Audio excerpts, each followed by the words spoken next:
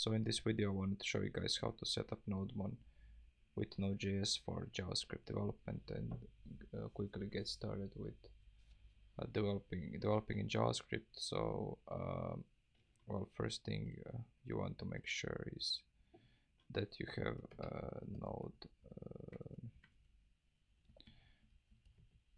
installed, so we can check it out with Node -- version and npm, of course, version, and this should give you this output.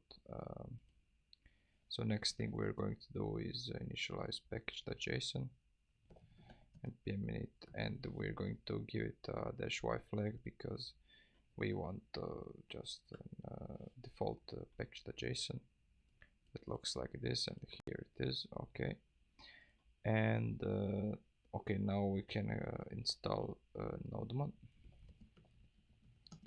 and we're going to give it --save -dev and Nodemon,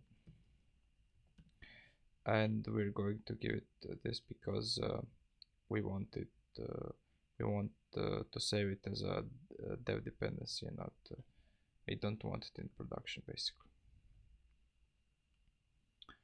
And this should take a couple of seconds to install. Okay, and now you can see that we have it under dev dependencies. We have Nodemon 2.0, and okay, now we want to make sure that get rid of this test script. We won't be using it, and we're going to add our start script, and on start we're going to Nodemon index.js, and this will start index.js file in Nodemon. So we can add index.js here.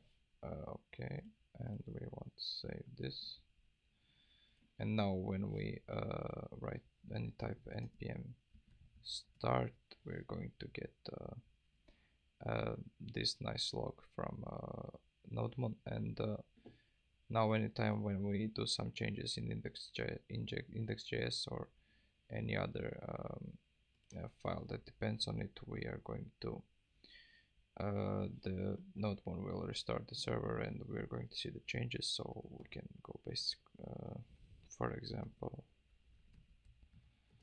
hello world,